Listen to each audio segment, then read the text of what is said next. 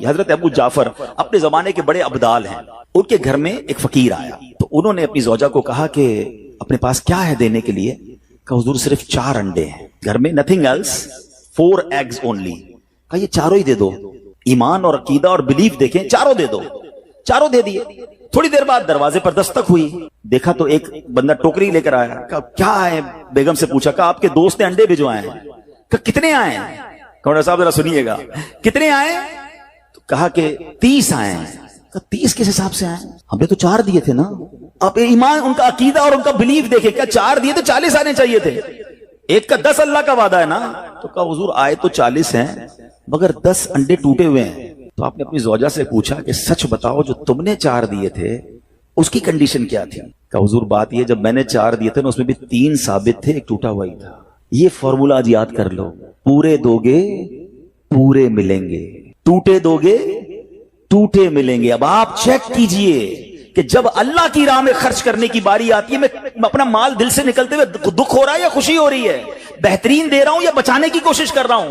ہمیشہ یاد رکھیں, ہم اللہ کی راہ میں خرچ کرتے ہیں, ہمارے پیسے نہیں پہنچتے وہاں پر, وہاں نیت پہنچتی ہے. اب مجھے بتاؤ نا یار, ہم اپنے لیے خرچ کرتے ہیں بہترین کھانا, بہترین لباس, اور غریب کو دینا ہے تو بچا ہوا لیفٹ اوور. اب اچھا اب میں کہتا ہوں 100 بندوں کو نہیں کھلا سکتے, نہ کھلائیں, 2 کو کھلائیں, اچھا کھلائیں, کوئی بات نہیں. آپ کسی کے دل میں خوشی تو داخل کریں. اپنے گھر والوں کے لیے لباس خرید لیں, 2 غریب بچوں کے لیے ویسا ہی لباس خرید لیں, پھر دیکھیں آپ کو کیسی برکتیں ملتی ہیں. تو ہمیں اس بار یہ ایک انداز اختیار کرنا ہے کہ ہم نے اللہ کی راہ میں بہترین خرچ کرنا ہے. اس کو ہمیں غلطی کیا کرتے ہیں, فطرے کی. جو فطرے کی جو بات ہے اس میں آپ کو ایک بات بتاتا ہوں. فطرہ حدیث پاک میں 4 قسم کا بیان ہوا ہے, گندم کا, جو کا, کشمش کا اور کھجور کا. ٹھیک ہے, لیکن ہم بچپن سے سن رہے ہیں, جب بھی فطرے کی باری آتی ہے ہم پہلے 50 روپے تھا وہ دے دیا, 100 دے دیا, 200 دے دیا, 300 دے دیا. ہمیں یہ پوری حدیث یا تو ہم نے پڑھی نہیں تھی یا ہمارے ذہن میں نہیں تھی, مگر حدیث پاک میں 4 قسم کا فطرہ بیان ہوا ہے. غریب آدمی گندم کا فطرہ دے دے کوئی بات نہیں, مگر جو روزانہ بہترین افطاری کر رہا ہے, بہترین کھانے کھا رہا ہے, سچ بتاؤ اس کو کون سا فطرہ دینا چاہیے؟ میری افطاری روز اجوا کھجور سے ہے اور عید والے دن میں گندم کا فطرہ دے آتا ہوں. ہمیشہ یاد رکھے, اچھا خرچ کرے نا. اس بار فطرہ جس کو اللہ نے جیسا نوازا ہے, غریب آدمی کے لیے بات نہیں کر رہا, جس کو نوازا ہے رب نے. کیا ہم کبھی ایسا کرتے ہیں کہ عید کی شاپنگ کے لیے جائیں, دکاندار سے کہیں کہ یار جو کپڑا سب سے سستا ہے وہ نکال دو, سب سے سستے جوتے نکال دو, میں نے عید پڑھنی ہے. بہترین چاہیے, اپنے لیے بہترین لینا ہے, اللہ کی راہ میں لوئسٹ والا فطرہ دینا ہے.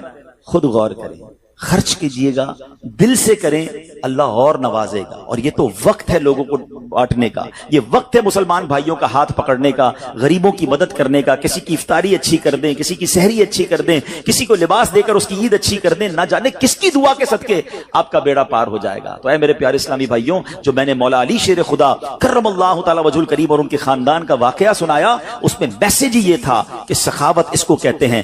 یہ ہے اللہ کی راہ میں خرچ کرنا جو کیسے بلاؤں کو اور بیماریوں کو دور کرتا ہے. مگر آج حال یہ ہے, یقین جانے دکھ ہوتا ہے جب ہم ملتے ہیں لوگوں سے, ان کی ویلتھ پتہ ہوتی ہے مگر زکوٰۃ پوری دینے کے لیے کوئی تیار نہیں ہے. خدا رسول کے واسطے آپ بھی اور یہ پیغام کو عام کریں. میں نہیں کہتا آپ دعوت اسلامی کو دیں, کہ زکوٰۃ تو پوری دو یار.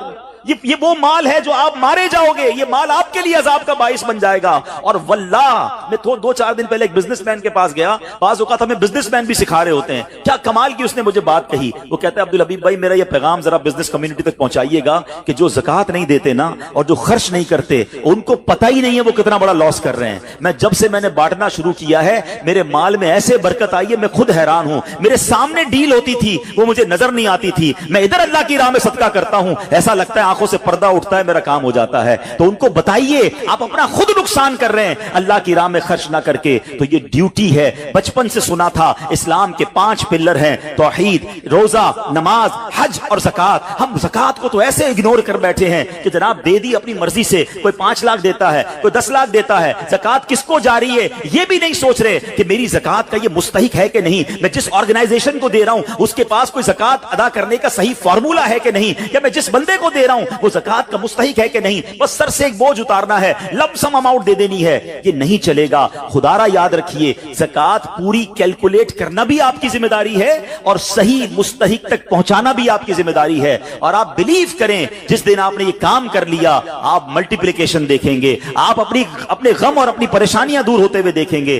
میں رب کریم سے دعا کرتا ہوں اللہ ہمیں دل کھول کر اپنی راہ میں خرچ کرنے کی توفیق عطا فرمائے۔ اور پھر سب سے پہلا حق آپ کی زکات کا وہ حق ہے آپ کے اپنے غریب رشتہ داروں کا۔ اپنے غریب رشتہ داروں کو آپ دیجئے زکات، کیونکہ جو اپنے رشتہ داروں کو زکات دیتا ہے، صدقہ کرتا ہے، اس کو ڈبل ثواب ملتا ہے، ایک صدقہ دینے کا، ایک صلہ رحمی کرنے کا۔ اور پھر آپ کے غریب رشتہ داروں سے بات زکات بچ جائے تو پھر میری گزارش ہے کہ دعوت اسلام کتنے بڑے پیمانے پر دنیا میں کام کر رہی ہے، تو اپنی زکات کا اپنا حصہ جو ہے اس میں ضرور عطا فرمائیں۔ اللہ کریم ہم سب کا جمع ہونا اپنی بارگاہ میں قبول فرمائے، آمین بجاہ النبی الامین صلی اللہ تعالی علیہ وسلم۔ سورہ کوثر۔ سورہ کوثر کا تعارف، مقام نزول۔ علامہ علی بن محمد خازن رحمت اللہ تعالی علیہ فرماتے ہیں سورہ کوثر جمہور مفسرین کے نزدیک مکیہ ہے اور بعض مفسرین کے نزدیک مدنیہ ہے۔ آیات، کلمات اور حروف کی تعداد، اس سورت میں 1 رکوع، 3 آیتیں، 10 کلمے اور 42 حروف ہیں۔ کوثر نام رکھنے کی وجہ، کوثر سے دنیا اور آخرت کی بے شمار خوبیاں مراد ہیں اور جنت کی ایک نہر کا نام بھی کوثر ہے۔ اس سورت کی پہلی آیت میں یہ لفظ موجود ہے، اس مناسبت سے اسے سورہ کوثر کہتے ہیں۔ سورہ کوثر کے مضامین، اس سورت کا مرکزی مضمون یہ ہے کہ اس میں اللہ تعالیٰ نے اپنے حبیب صلی اللہ تعالی علیہ وآلہ وسلم کی مدحت بیان فرمائی ہے، اور اس میں یہ مضامین بیان ہوئے ہیں۔ نمبر 1، اس کی پہلی آیت میں اللہ تعالیٰ کے اس فضل و احسان کا بیان ہے جو اس نے اپنے حبیب صلی اللہ تعالی علیہ وسلم پر فرمایا۔ نمبر 2، دوسری آیت میں نبی کریم صلی اللہ تعالی علیہ وسلم سے فرمایا گیا کہ اللہ تعالیٰ کے فضل و احسان کے شکریے میں نماز پڑھتے رہیں اور قربانی کریں۔ نمبر 3، تیسری آیت میں فرمایا گیا کہ جو اللہ تعالیٰ کے حبیب صلی اللہ تعالی علیہ وآلہ وسلم کا دشمن ہے وہی ہر خیر سے محروم ہے۔ سورہ ماعون کے ساتھ مناسبت، سورہ کوثر کی اپنے سے ماقبل سورت ماعون کے ساتھ مناسبت یہ ہے کہ سورہ ماعون میں کافروں اور منافقوں کی جو صفات بیان کی گئیں ان کے مقابلے میں سید المرسلین صلی اللہ تعالی علیہ وآلہ وسلم کے اوصاف سورہ کوثر میں بیان کیے گئے، عطا فرمائیں۔ تفسیر صراط الجنان میں ہے، کوثر کی تفسیر میں مفسرین کے مختلف اقوال ہیں، ان سب اقوال کا خلاصہ یہ ہے کہ اے محبوب، بے شک ہم نے تمہیں بے شمار خوبیاں عطا فرمائیں اور کثیر فضائل عنایت کر کے تمہیں تمام مخلوق پر افضل کیا، آپ کو حسن ظاہر بھی دیا، حسن باطن بھی عطا کیا، نسب عالی بھی، نبوت بھی، کتاب بھی، حکمت بھی، علم بھی، شفاعت بھی، حوض کوثر بھی، مقام محمود بھی، امت کی کثرت بھی، دین کے دشمنوں پر غلبہ بھی، فتوحات کی کثرت بھی، اور بے شمار نعمتیں اور فضیلتیں عطا کی جن کی انتہا نہیں۔ آیت اِنَّا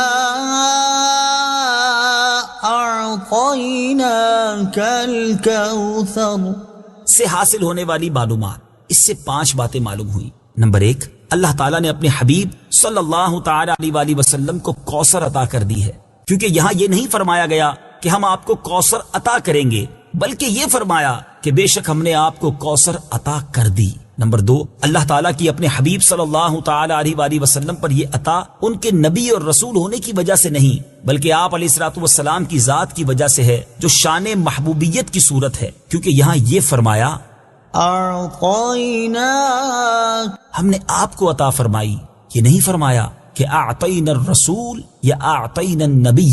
نمبر 3، تاجدار رسالت صلی اللہ تعالی علیہ وآلہ وسلم پر یہ عطا کسی عبادت اور ریاضت کی وجہ سے نہیں ہے، بلکہ ان پر یہ عطا اللہ تعالیٰ کے عظیم فضل اور احسان کی وجہ سے ہے، کیونکہ یہاں عطا کا ذکر پہلے ہوا اور عبادت کا ذکر بعد میں ہوا۔ نمبر 4، اللہ تعالیٰ نے آپ کو کوثر کا مالک بنا دیا ہے، تو آپ جسے چاہیں جو چاہیں عطا کر سکتے ہیں۔ نمبر 5، سید المرسلین صلی اللہ تعالی علیہ وآلہ وسلم کی مدحت خود رب تعالیٰ فرماتا ہے۔ اعلیٰ حضرت امام احمد رضا خان علیہ الرحمت الرحمان فرماتے ہیں انا اعطیناک الکوثر، ساری کثرت پاتے یہ ہیں، ٹھنڈا ٹھنڈا، میٹھا میٹھا، پیتے ہم ہیں، پلاتے یہ ہیں۔ اور ایک اور جگہ فرماتے ہیں نا، اے رضا خود صاحب قرآن ہے مداح حضور، تجھ سے کب ممکن ہے پھر مدحت رسول اللہ کی۔ فَصَلِّ لِرَبِّكَ وَانْحَرْ، تو تم اپنے رب کے لیے نماز پڑھو